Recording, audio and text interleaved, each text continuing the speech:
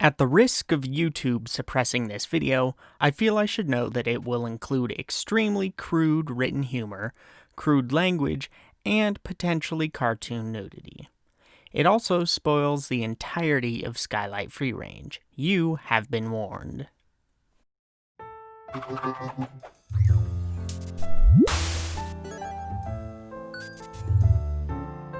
Hopefully, my existing audience has enough faith in me to trust that I'm being honest in this video, that I'm trying to be critical, and I played through this game out of a genuine curiosity to see what it had in store.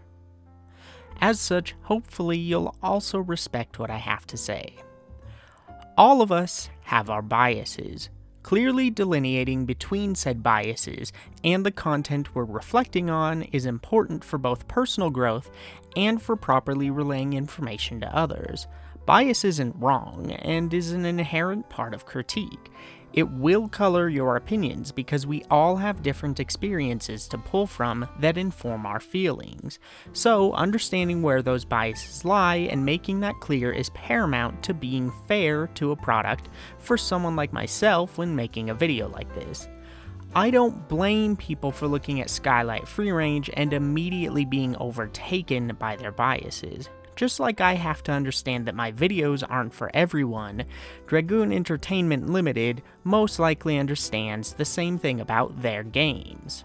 I hold no pretensions of trying to go against the grain and argue that Skylight Freerange is a great game. It has a lot of issues, some of which are personal to me, some of which are cultural, and a decent amount of which are technical. But as anyone who has actually played through the entire game would know, it's also not without any merit. I have a strong impression that Dragoon Entertainment as a development studio is just a single person. And that's a bit of a shame, because I think if they brought on a good modeler, an animator, a scriptwriter, a scenario writer, and a musician, these games could be great. If the presumed developer of these games is by chance watching this video, you don't have to do everything yourself. Lean on your strengths, and be willing to trust in the strengths of others to make up for your weaknesses, which is ultimately more important to you. Ensuring that every tiny little piece of your work is yours alone, or giving up a little bit of that control so that your art ultimately reaches a wider audience that can truly appreciate it. Isn't that why we share our work, is with the hope that others can enjoy it? For what it's worth, I also recently went through both Devil May Cry 2 and Lords of the Fallen, and I genuinely enjoyed Skylight Freerange more than both of them. Like I said, Skylight isn't the absolute travesty that so many others argue it is. There are several videos on YouTube that treat it as if you don't have to play through the entire game to get the gist of its quality as a whole and critique it. They act like you don't have to be fair to it. They cover it as a joke and compare it to barely functioning products like A Life of Black Tiger or The Slaughtering Grounds for clicks. Skylight doesn't make a good first impression. Not at all. And for that, most people who talk about it use it as an excuse for why Sony needs to crack down on what's sold on the PlayStation Store. But Skylight Freerange, at least on PS4, is not in the same category as these other cash grabs.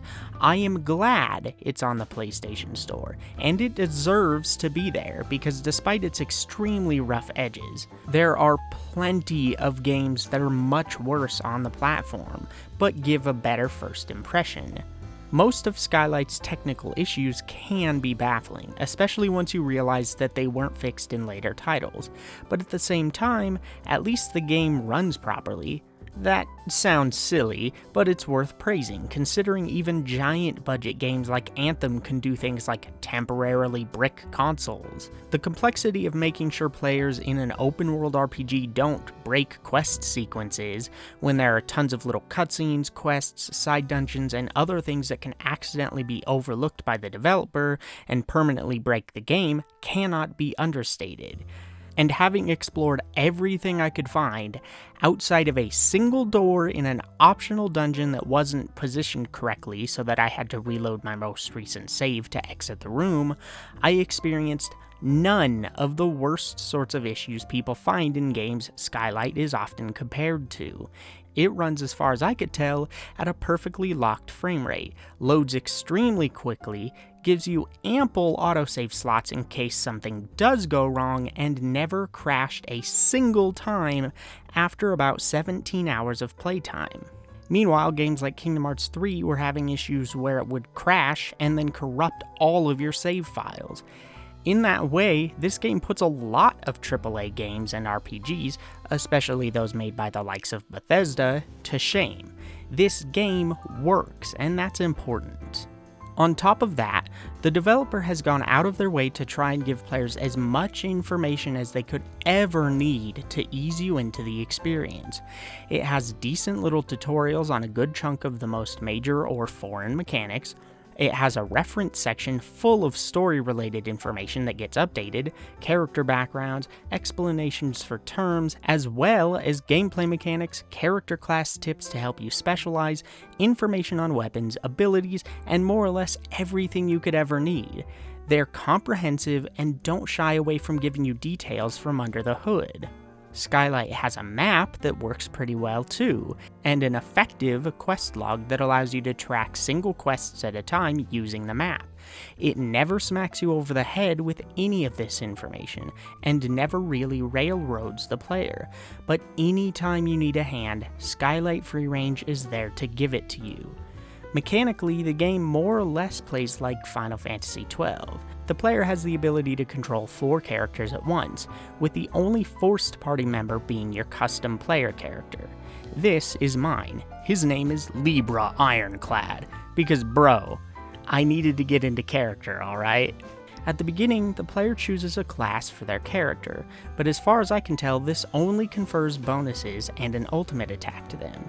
They can otherwise pick from all of the ability sets, known as competencies, in the game without limitation. In contrast, your other party members are all designed with their own specific classes in mind, and can only gain competencies in select categories. They can still specialize in several different ways, but they can't be as wide of a jack-of-all-trades as your main character. Once in battle, your characters begin charging an ATB-style time gauge. Similarly to Final Fantasy XII though, you can switch to any active character at any time, and you control their positioning on the battlefield in real time. Once the time gauge is full, you can attack, but if you wait, a defense bar starts to charge underneath it as well, which is unique to this game. The higher this is, the less damage that character will take, and the more damage they'll dish out when they finally do attack. Unlike Final Fantasy XII, the player doesn't have the option to go into wait mode to play it in a more directly turn-based way. But to compensate, Skylight is one of the only games smart enough to also reference Final Fantasy XII's Gambit system for building out character AI. Now, don't be mistaken, this AI building system is significantly simpler than the Gambit system, but for the most part it does what you need it to do and gives you the flexibility you need. Skylight also does character leveling rather well. Enemies give you mostly paltry amounts of experience when defeated, though it does add up over time. Still, your main way of leveling will be finishing quests. In a smart choice, experience doesn't scale. Every level requires just 1,000 experience. That makes balancing combat pacing much easier, and as such, I found growth refreshingly smooth. It also gives the player full control over how much they want to grind, by never making an extra level or two too far away, though I never had to grind personally. To compound on this, levels don't build stats. Instead, they give you a competency point, which you then spend on an ability. All abilities cost just 1 point, and they're separated into categories and built into trees. As I played, I was struck not only by how easy the system was to use, but how deep it was if you truly invested thought into it. This game has some legitimately great ability synergy, which gives otherwise seemingly useless options some great utility. It feels like a more orthogonal form of min-maxing than you'd usually find, and made creating classes rather fun and addictive. Keep in mind, I'm comparing the structure of this to big-name RPGs too. I can't necessarily say that this system is balanced, which is not exactly uncommon for the genre, but similarly to things like alchemy or spell creation in Elder Scrolls games, finding ways to exploit and break the system was an absolute delight. And unlike Elder Scrolls or games like Final Fantasy VII with the Materia system, Skylight actually offers a lot of late game content that can really only be finished if you push these systems as far as they'll go, if you break them. It understands how powerful the systems can be and says, hey, if you just want to do the main story, you only need to be as strategic as you would in other RPGs. But if you want to push it much further, here's an entire second campaign and then some worth of content that will accommodate for that. As such, the chasm of strength needed to tackle the story versus the later content was Grand Canyon levels of wide. But it shows a level of understanding for how far players can bend the rules if they're smart.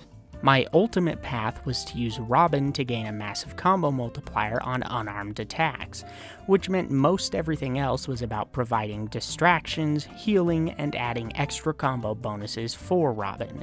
By the end, Robin could move to enemies extremely swiftly, could get around 2 or 3 attacks in before any enemy got a turn, instantly gain another turn when she was attacked, dodged attacks 92% of the time, could charge the defend bar for double damage faster than she could charge the base attack bar, could gain an unlimited combo multiplier, did 7 times base melee damage, gained 7 times base combo multiplier each time she attacked successfully, got a huge boost to attack whenever she was at 25% health or less. All of her attacks hurt every enemy in combat each turn. Her ultimate, otherwise known as an extreme, gave her a further 6 times boost to attack damage whenever all of her allies were incapacitated, and Libra could build up his own combo bonus and then confer it to her. It was glorious, and yet I still wasn't even reaching 1,000,000 damage per attack, which there's a trophy for doing 5 times, meaning there was clearly much more headroom if I chose to look for it. That really does mean that most of the strategy is in pre-battle choices, so domination in battle is a relatively simple affair if you've prepared correctly, meaning it's treated more like a reward for your forethought. The game's not perfect, mind you. If you pick wrong, which is very much a possibility, you can't respec your characters. You're starting over from a previous save, son. I pretty regularly felt like I was on the edge of permanently screwing myself, which really pushed me to think deviously with how I leveled my characters, and I was massively rewarded for it. But if you try and take on the optional content with a poorly constructed party, you have absolutely no chance in hell of competing with some of the later stuff. That kind of highlights another problem. While I enjoyed how strenuous the climb to keep up with the game felt, when you fail hard. Obviously, with such rudimentary animations, enemy attacks often feel like they come out of nowhere. It can be impossible at times to know which enemy is targeting which ally in all the chaos. So there are points where literally, within less time than it takes to blink, 5 enemies can snipe a single party member at once or whatever, deleting their existence. Part of this comes from the way stats work. Like I said earlier, you don't really gain stats when you level. You have to spend competency points to gain stats, and outside of attack and HP, everything else is more or less percentage-based, multiplier-based, or a hidden stat like movement. By the end, while I was dishing out 500k damage each attack, my highest base HP value on a character was only 800. Not 800,000, 800. Similar to how experience was handled, this presumably made enemy balance much easier for the developer than in a lot of other games. There's no worry that a character will have thousands and thousands of HP, since that's impossible outside of using certain characters' extremes, so enemy attacks can stay relatively static in strength throughout the game, with their HP values and the mobs that show up instead being the main way to balance against the party's growth. Likewise, the only element that you need to worry about is fire, which only certain monstrous enemies are extremely weak to. As such, fire isn't one part of a complex web of mostly pointless elements. It's not a rock, paper, scissors game. It's a single, high-risk, high-reward alternative way to tackle specific problems.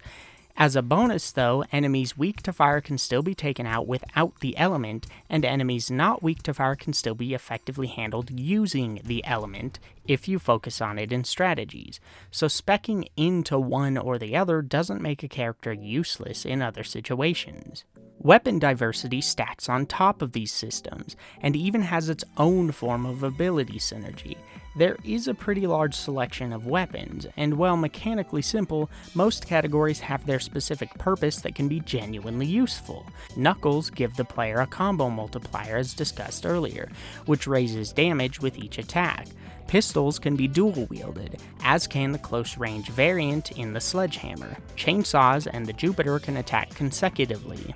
Rifles have huge range, and similar to the combat knife, can offer stealth bonuses if you attack before enemies enter combat. Assault rifles are unique in that anyone using them gets a passive bonus from allies when they're in close proximity. Drones and golems can be summoned to heal you, give you ammo, attack enemies, and take hits depending on which you choose. Barrels in C4 can be set strategically and then blown up with the press of a button or by attacks, etc. That being said, not all of these options are created equal. I tried off camera and I just couldn't find a great use for barrels or C4 under normal circumstances. Their explosion radius is large, hard to judge, and they usually end up hitting and killing your allies. They're probably much more effective if you spec around stealth, but otherwise they're too dangerous. This is also true for Symbiote Clouds, which certain characters can cast over a wide area and then can either be used to summon a golem to help you, can provide passive effects like healing if you have the proper competencies, or can be lit on fire for massive elemental damage over a wide area. But again, keeping a cloud around for healing is dangerous if anyone is using fire, and it's all but impossible to keep allies safe from it if you choose to light the cloud. There are also other abilities and spells of sorts, like a defensive armor, healing, napalm bombs, and things like Vital Shot, which is a vampiric attack which heals you based on the damage it deals. Most of these options, and the others I didn't mention, can legitimately be used really effectively if you spec into them, as can the weapons themselves. Each character can hold up to 4 weapons, and each weapon can have 2 mods installed that offer extra bonuses. These mods can be upgraded up to 10 times with cash. Problem is, these basic weapons far outstrip any special variants you can find inside dungeons. I'm sure some of these special weapons have interesting uses, since they can offer upgradable buffs that you can't mod onto normal weapons, but because each of the variants also gives the character a debuff that levels when you upgrade the weapon, I never felt like the trade-off was worth it. Also, despite being able to store an insane amount of weapons, once it's in your inventory, you cannot place a weapon back into storage. Sure, regaining a variant is as easy as going through the side dungeon you found it in again, a 2-minute endeavor most of the times, and normal weapons can be repurchased infinitely for dirt cheap. But this means you can't really store modded weapons, meaning all the money you invested in it is wasted if you need to swap it out, and fully modding a weapon is expensive. Combat itself, as I said, is more of a reward for the work you do in min-maxing and strategizing. It's simple, so the fun comes more from seeing your plans succeed or fail spectacularly. That doesn't mean it's perfect. The lock-on system in particular loves to lock onto random enemies as you close in, often not the one you'd prefer, and the target switch doesn't allow for player control. Instead, it cycles through enemies in a preset order. I got a game over or lost a character several times simply because there were so many enemies that I couldn't properly target the enemy I was directly in front of quickly enough. The ability to hold the target switch button and then flick the right stick in the direction of enemies you want to prioritize would help a lot, as would the option to switch targets when in the ability menu, which pauses the action. This is only made worse because of the frankly awful camera. The camera is often far too close to your character, meaning other characters and objects get in the way constantly and are not dithered out. It's also force inverted vertically. It starts facing the door you just came through rather than the room you just entered when you go through loading zones. You can't look very high, meaning it feels super cramped. And, though I personally didn't mind this, it has extremely high sensitivity that can't be changed. Meaning with how repetitive environments are, it's super easy to spin it so fast on accident that you lose your sense of direction. That brings up several of the other technical issues. The world is huge and your characters all move far too slowly through it without speccing someone heavily into movement. The world is also completely flat and featureless, as are dungeons. Rooms in dungeons repeat constantly, and most interiors are just small or large empty boxes with few, if any, pieces of furniture to differentiate them. The game doesn't even have an options menu, meaning you can't change anything from managing volume levels, camera controls, enable skipping cutscenes you've already seen, or anything accessibility related. I in particular was kind of annoyed by the lack of a way to make the HUD transparent. Partially because I now have a television that's susceptible to burn-in, meaning I've become keenly aware of when games like Skylight have completely opaque HUD elements that just sit there forever. But also because for some absolutely baffling reason, speech bubbles from random NPCs are on a layer behind the HUD elements. I don't even understand why the HUD is on the screen when in town, since town is always safe under normal circumstances, so I don't need the HUD. But even if I did, I don't understand why speech bubbles don't take precedent. This meant, even though I tried, I ended up having to stop reading most of the optional text pretty quickly, only after about 3 or so hours, since it was often literally impossible to make it out properly, especially considering you're not in control of how long the speech bubble stays on screen. It automatically disappears after a short time. Also, the optional harder difficulty, while I can't say it's genuinely bad because I didn't try it, supposedly doesn't do anything but double enemy damage and HP, which sounds pretty nightmarish during the early game. It's lucky, I suppose, that the trophy for beating the game on said difficulty only effectively requires completing about a third of the game's total content. That's actually something I like, is that the game warns you when you get to the last quest of the story, while simultaneously giving you a secondary quest to complete in another whole entire area. This more or less doubles the game from about 5 hours all the way to 10 hours of story content on your first playthrough. Add on the 5 or so more hours of side quests and secret dungeons, and beating the game can be a quick process if you want, or can be extended by a large amount if you're enjoying yourself. All of this extra content is more of the same, but it's still there if you want it, which I actually did. I was expecting much less game than I got.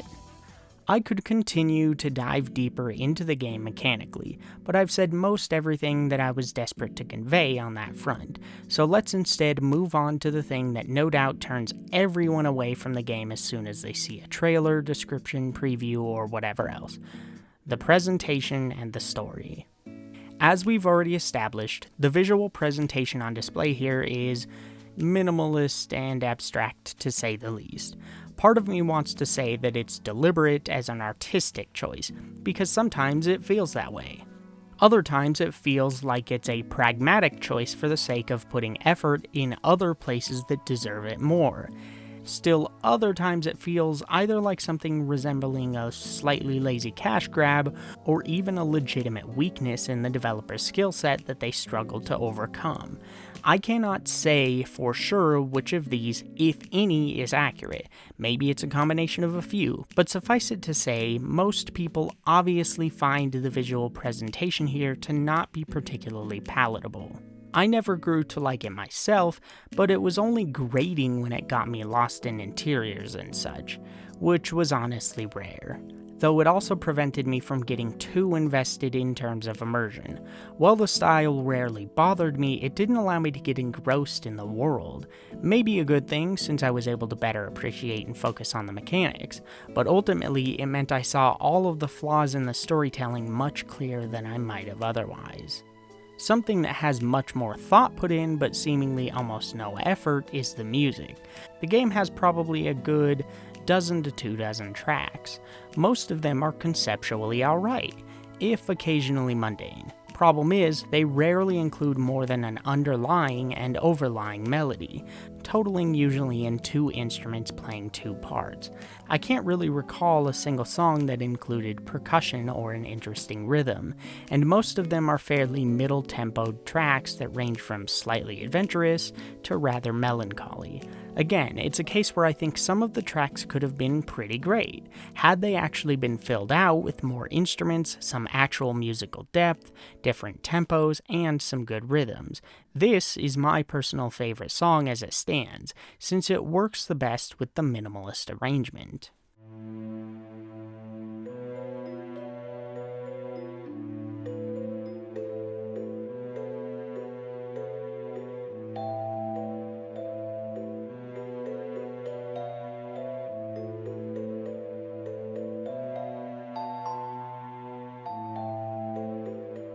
Sound effects, meanwhile, are also extremely minimal. They're not bad, but there's almost no actual sound design to speak of. Things like attacks and spells have rather generic and weak, but inoffensive sound effects tied to them. That's about all I can say on that. Skylight Freerange, which is a title, by the way, that I still have little idea the meaning of, is set in Canada in the 2040s. 10 years before our story starts, a secret group related to the government of Canada, known as Severin, causes a catastrophe later named the Northern Burning, due to some underground biotechnology experimentation that went too far. The biotechnology in question is known as Skylight Symbiote, which can be reprogrammed to do all sorts of things from giving people powers to creating monsters. In the wake of the disaster, the Neo-D-Confederates, the NDC, sprung up and took hold of parts of the nation, renaming Winnipeg to Impossible, based on a godlike monster they worship that stems from Severin's experiments. Severin itself has since all but completely been destroyed, though one part of it still remains, which aims to distance itself from the actions of the previous leaders of the group and restore Canada to its former glory, freedom, and safety. Our created character was the leader of one of Severin's last remaining divisions, before an individual known as the Exorcist ravages the group, with only our character making it out alive. Now meeting with the final strand of Severin, we're tasked with destroying the NDC, who are known for brutal examples of rape, murder, slavery, turning people into symbiote monsters, and more.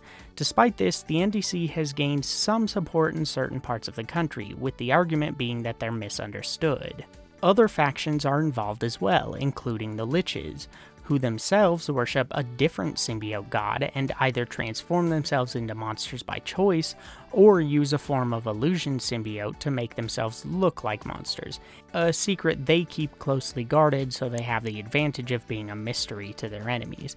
They are chaotic and quick to anger. There are a lot of other groups and stories layered throughout the plot, all of which have a surprising amount of interplay with each other. Each faction and all of the characters within have shockingly deep and complex relationships with other characters and the world at large that motivate them, and due to this, your choices in the story might conflict with one or more groups, including those of your own party. Sounds damn great, right? I for one love the idea of an unnatural disaster and experimentation creating devastation and entirely changing a real-world country's culture and infrastructure. Without being placed in a post-apocalyptic setting, people still live mostly normal lives in this game. They go to the movies, browse the internet, fall in love, complain about television shows, crack jokes, work day jobs, get in political arguments, etc. But this is no longer the same Canada. This makes it less predictable than other narratives. A lot of cynicism has been written into the game, though, which I'm not a big fan of. In a lot of ways, it resembles a sort of South Park-style warped parody of real life. Most NPCs are caricatures that heavily satirize modern social media-bred culture to an extreme degree.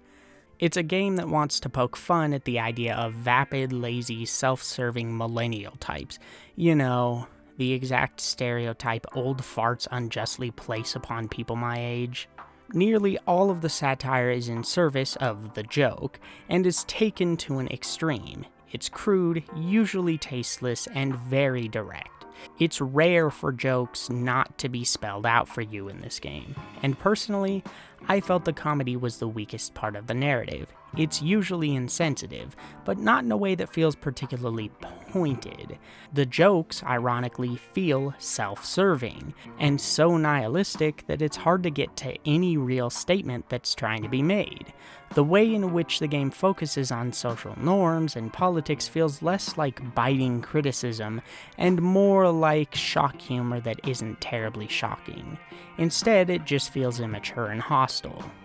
Despite how great I feel the skeleton of the story and the world is, everything else outside of how it's mechanically used in-game really struggles. It has a few moments of clarity, but by and large the story is messy. Main characters do get legitimate time to grow, too, and their motivations are strong. There are complete and satisfying arcs if you really dig deep, but for most, they won't be worth it. The pacing is also pretty smooth, all things considered, with important moments happening at points that make sense and holding the proper amount of weight, as long as you're doing side quests that pop up in between. Though even if you don't, the pacing should still be pretty okay, since the game doesn't meander. But when Skylight fails in the story department, it fails hard. Most characters in the game are unlikable. This is expected, since nearly everyone but your party members is supposed to be an insufferable, morally bankrupt sociopath. This works technically, except that it can easily smother you in a darkness that feels really one note. And while character motivations often make sense, the motivations of groups are sometimes rather weak and ridiculous. Meanwhile, about half of your allies, if we include people who aren't on your party, are generic good guys, or are also unlikable in their own ways. One of Arthur's traits, for example, is that he has the mouth of a sailor, but it doesn't feel in service to the character like it does for someone like Barrett in Final Fantasy VII. Instead, it feels like it was just added so that someone can be an outlet for puns that rely on F-bombs. Other characters like Sean have some troubling tendencies that make them difficult to not feel icky around. A married man, Sean has problems with gambling and cheating on his wife. One of Sean's very first lines is a sexist joke directed toward an athletic, rather masculine peer of his known as Robin. Yes, as the game goes on, you come to realize this is just part of their relationship. They're close friends who regularly make fun of each other. Sean remarks on how masculine Robin is, and Robin remarks on how weak or feminine Sean is, despite his attempts to appear masculine. But since you don't know that when the game opens up, it instead comes off as a really, really insensitive remark that immediately made me wish I could drop Sean from the party, and maybe off a cliff. Ultimately, I'm not the developer, nor am I a person in Robin's relative position in life, so I can't say for sure how toxic this game's portrayals are for these characters, but I can't say it makes a good first impression. I don't think the game is trying to condemn diversity, I just think it does a poor job of illustrating things like sexism and racism because it's so ham-fisted, and it doesn't quite understand how to make a character with flaws such as these that also feels likable. They're usually a little bit too alienating. Dialogue problems don't stop here either. If you pay attention, the story isn't particularly difficult to follow, despite how complex the web of relationships is, which is good. It's kind of funny that it somehow succeeds better than a series like Kingdom Hearts in narrative clarity, purely because it seemed to have a cohesive vision from the beginning. But the dialogue does the narrative very little service, and usually gets in the way instead. Characters regularly regurgitate expository nonsense that we either already know, or is so robotic outside of their specific dialect veneer that it reminds me of the structure of a lot of fanfiction at points. I would know I wrote my fair share too. Taken as a whole, all of these issues compound to weigh the core idea down with a dark, poorly portrayed, hate-filled blanket that will likely distract most people from finding the good. Potential or not, it doesn't matter if the story is poorly told, since the way it is told is our only way of connecting to the ideas it's trying to portray.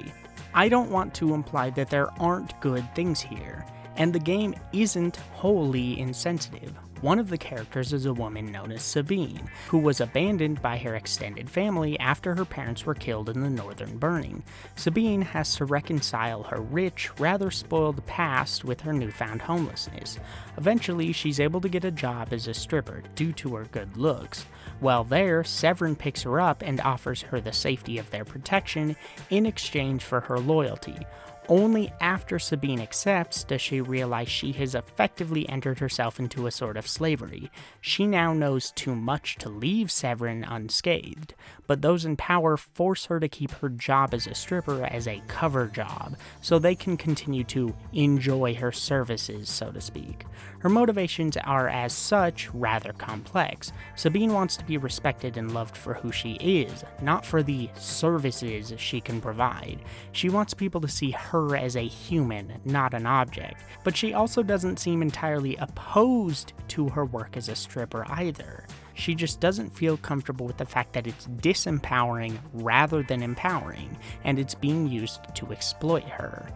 As I've said, nearly all of the characters have meaningful and nuanced traits and relationships that could make them incredibly interesting, but the dialogue, incessant immature jokes, and hostility of the world make a lot of that really difficult to see. It's hard to sympathize with the thoughts and feelings of a character like Haley when she tries to molest an old lady or drinks an entire jug of nacho cheese just so that the story can offer one more lull. Where the story succeeds the most is in the fact that a lot of it manifests itself mechanically through the dialogue choices the main character can make.